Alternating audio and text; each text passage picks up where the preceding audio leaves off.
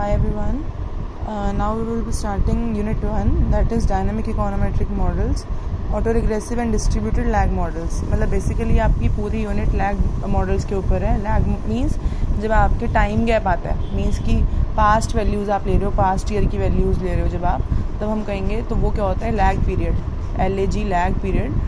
तो इसका मतलब क्या होगा आपका कि जहाँ हम लैग यानी टाइम गैप की बात करेंगे, वहाँ पर ये पूरी यूनिट आपकी इस चीज़ पे बेस्ड है कि लैग मॉडल्स जहाँ पर आपकी पास्ट ईयर वैल्यूज़ हम इंक्लूड करते हैं मॉडल में, तो उसका एस्टिमेशन हम कैसे करते हैं. ठीक है. अब ये कह रहे हैं कि जनरली अभी तक जो हमने किया था वो क्या किया था कि एक y होता था आपका डिपेंडेंट वेरिएबल और एक x होता था आपका इंडिपेंडेंट वेरिएबल. वहाँ पर हम सिर्फ x और y की बात कर रहे थे, और वहाँ पर हम ना तो y का पास्ट वैल्यूज़ ले रहे थे और ना ही x की पास्ट वैल्यूज़ ले रहे थे. ठीक है. बट यहाँ पर इस वाले चैप्टर में अब हम देखेंगे कि जब हम मॉडल के अंदर जब हम not only include the current value of the independent variable but also includes the past year values of the independent variables, that is अब यहाँ पर xt है, xt minus 1 मतलब 1 period lag, xt minus 2 period lag. तो इसका मतलब क्या हो जाएगा, ये क्या, इसको हम बोलते हैं distributed lag model. Distributed lag model मतलब जहाँ पर सिर्फ हम इंडिपेंडेंट वेरिएबल्स की लैग वैल्यूज़ को इंक्लूड करते हैं और लैग वैल्यूज़ को भी हम क्या लेते हैं, एज ए इंडिपेंडेंट वेरिएबल्स ही लेकर चलते हैं मॉडल के अंदर. अब नेक्स्ट मॉडल आता है आपका auto regressive model. Auto regressive model के अंदर क्या है, जहाँ हम जो आप लैग वैल्यूज़ ले रहे हो वो आप डिपेंडेंट वेरिएबल की ले रहे हो. मीन्स जब आप डिपेंडेंट वेरिएबल जो आपका ऐसे YT है, जब इसकी लैग वैल्यूज़ को आप एज एन इंडिपेंडेंट वेरिएबल आप अपने मॉडल में इंट्रोड्यूस करते हो, तो वो वाला मॉडल क्या कहलाता है, auto regressive model. If the model includes one or more lagged values of the dependent variable among its explanatory variables, कि जो आपके वैसे YT minus 1 है यहाँ पर, वो क्या है, lag value of dependent variable YT है, और यहाँ पर YT minus 1 कैसे एक्ट कर रहा है, एज एन इंडिपेंडेंट और एज एन एक्सप्लेनेटरी वेरिएबल. तो इस वाले मॉडल को हम बोलते हैं ऑटो रिग्रेसिव मॉडल. अब इसी मॉडल को हम डायनामिक मॉडल भी बोलते हैं, बिकॉज ये क्या कह रहा है कि ये चीज़ क्या कर रहा है, ये डिपेंडेंट वेरिएबल की पास्ट वैल्यूज़ को भी कि टाइम पाथ को पोर्ट्रे कर रहा है. कि मतलब ये बेसिकली क्या है कि डिपेंडेंट वेरिएबल्स जो है ये, उसका हम कह रहे हैं कि पास्ट वैल्यूज़ को भी ये रिप्रेजेंट कर रहा है, इसलिए हम इसको डायनामिक मॉडल भी बोलते हैं, because it represents the past value of the dependent variable. ठीक है. बस यही इसमें इकोनॉमिक्स में यूज़ होता है, इकोनोमेट्रिक्स में यूज़ होता है. यहाँ पर बस इतना ही करना है इसकी डेफिनेशन. फिर आता है आपका द रोल ऑफ टाइम और लैग इन इकोनॉमिक्स. अब इसमें देखो यहाँ पर आपका या तो यहाँ से आप ये वाला यहाँ से भी कर सकते हो, और एक और है आप जो यूजेस आपकी श्यामलाल वाली बुक में नेम है uses of the use of lag. ठीक है, इन इकोनोमेट्रिक मॉडल. तो आप दोनों में से कहीं से भी कर सकते हो, बट थोड़ा सा मैं जो करवा रही हूँ भी गुजराती में से करवा रही हूँ. मैं अगर 1-2 पॉइंट उसमें जो एक्स्ट्रा है मैं उसमें से भी करवा दूँगी वो. तो फर्स्ट आपका आता है कंजम्पशन फंक्शन. ठीक है. तो हम ये बोल के चलते हैं, एक मिनट, हम ये जनरली ये बोल के चलते हैं कि जो आपका कंजम्पशन फंक्शन है, जो आप जब कंजम्पशन आप कंज्यूम करते हो, that not only depends on the current level of, एक तो करंट लेवल ऑफ इनकम पे डिपेंड करता है, और ये हम कह रहे हैं कि आपकी जो पास्ट ईयर वैल्यूज़ है कंजम्पशन की, उस पर भी डिपेंड करता है. मीन्स मान लो आपने लास्ट ईयर ज़्यादा कंजम्पशन कर ली, ठीक है, आपको लग रहा है कि लास्ट ईयर ज़्यादा एक्सपेंडिचर हो गया, तो इस साल आप थोड़ी सेविंग करोगे और आप एक्सपेंडिचर कम करोगे. ठीक है. तो इसका मतलब बैलेंस करने के लिए, तो इसका मतलब क्या हो रहा है कि जो आपकी कंजम्पशन है, करंट ईयर कंजम्पशन है, वो डिपेंड करती है आपकी पास्ट ईयर कंजम्पशन पे भी. तो इसका मतलब क्या हो गया, वो एक टाइप से ऑटो रिग्रेसिव मॉडल.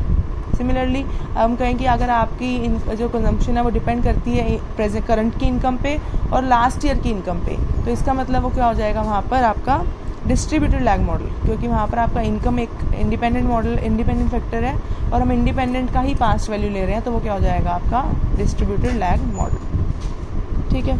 अब यहाँ पर जैसे इन्होंने यहाँ पर लिया है वही कि हम वाई इज़ द कंजम्पशन, मान लो इन्होंने माना कि वाई है कंजम्पशन एक्सपेंडिचर और एक्स है इनकम. ठीक है. अब ये इन्होंने एक मॉडल एग्जाम्पल से लिया. अगर आपको एग्जाम्पल करना है तो यहाँ से कर सकते हो, अदरवाइज़ आप जनरल फॉर्म में भी लिख सकते हो कि हमने बोला कि हमने क्या करा, YT ले लिया आपकी कंजम्पशन एक्सपेंडिचर, कि आपने टोटल कितनी कंजम्पशन की है, और ये डिपेंड करता है आपकी इनकम पे, और इनकम को हमने लिया है यहाँ पर x. अब यहाँ नहीं कि इस वाले मॉडल में हमने लिया, एक तो आपकी कांस्टेंट तो होगी इंटरसेप्ट टर्म, आप कुछ भी लिख सकते हो, β1 कुछ भी लिख दो, β0. अब यहाँ पर हम कह रहे हैं xt minus 1 मतलब जो आपकी करंट ईयर कंजम्पशन है वो डिपेंड करती है आपकी इस साल की इनकम पे, लास्ट ईयर की इनकम पे लास्ट टू लास्ट ईयर की इनकम पे, मतलब पास्ट ईयर इनकम. देयरफॉर और यहाँ पर आपको दिख रहा है कि हम सिर्फ जो इंडिपेंडेंट वेरिएबल है उसी की पास्ट ईयर वैल्यूज़ ले रहे हैं, तो इसका मतलब ये क्या है, डिस्ट्रीब्यूटेड लैग मॉडल। ठीक है, अब जनरलाइज किया हमने कि मान लो हम के पीरियड तक अगर आपको लेना है तो के पीरियड तक ये बन जाएगा इसका मॉडल, आपको स्टैंडर्ड फॉर्म लिखना है तो उस डिस्ट्रीब्यूटेड लैग मॉडल इसी मॉडल को तो लिख देंगे अल्फा प्लस बीटा नॉट और के तक ले गए हम एक्स टी माइनस के प्लस यू टी, तो ये आपकी रिग्रेशन इक्वेशन बन गई के पीरियड तक की। ठीक है, now the coefficient beta naught is known as short run और impact multiplier because it gives the change. अब ये जो beta naught, beta one, beta two, ये सब क्या दे रहे हैं, इम्पैक्ट मल्टीप्लायर और शॉर्ट रन मल्टीप्लायर, बिकॉज ये क्या कह रहा है कि आपकी ये शॉर्ट रन की मीन वैल्यू में कितना चेंज आया वाई की following a unit change in X in the same period. अब जो आप बीटा नॉट क्या कर रहे हैं, शॉर्ट रन मल्टीप्लायर है, बीटा वन नहीं है, सॉरी जो मैंने पहले बोला था, सिर्फ बीटा नॉट क्या रिप्रेजेंट कर रहा है, शॉर्ट रन और इम्पैक्ट मल्टीप्लायर, क्योंकि बीटा नॉट आपका बिल्कुल करंट पीरियड है तो ये बिल्कुल इमीडिएट इफेक्ट दिखाएगा आपका करंट ईयर कंजम्पशन पे। ठीक है, तो यहाँ पर हम बोलेंगे कि जो बीटा नॉट है वो क्या है, इम्पैक्ट मल्टीप्लायर है और इसका और ये क्या शो करता है कि कितना यूनिट मीन वैल्यू में वाई की कितना चेंज आया when there is a unit change in X. ठीक है, तो वो क्या होगा, बीटा नॉट। ऐसे similarly beta naught plus beta one क्या रिप्रेजेंट करेगा, the change in mean value of Y T when X T और एक्स टी माइनस वन की दो पीरियड अगर हम चेंज करेंगे तो आपकी वैल्यू क्या शो होगा, क्या स्लोप होगा, beta naught plus beta one की ये चीज़ को रिप्रेजेंट करेंगे। Similarly beta naught plus beta one plus beta to, इस टाइप से ये क्या है साहब आपके। और अगर हम इस सबको ऐड कर दें, दीज पार्शियल सम्स जो आपको पहले चल रहा है बीटा नॉट, फिर beta naught plus beta one, फिर beta naught plus beta one plus beta two, तो ये हम कह रहे हैं जो ये आपका जो पार्शियल सम चल रहा है इसको हम बोलते हैं इंटर मल्टीप्लायर्स या फिर इंटरमीडिएट मल्टीप्लायर्स। ठीक है, तो यह हम कह रहे हैं और लास्ट तक जब आप जाओगे तो आपका beta naught plus beta one plus beta to till beta के बन जाएगा। और हम कह रहे हैं अल्टीमेटली जो आपकी वैल्यू आती है जब हम समेशन करोगे इसका तो this value should be equals to beta.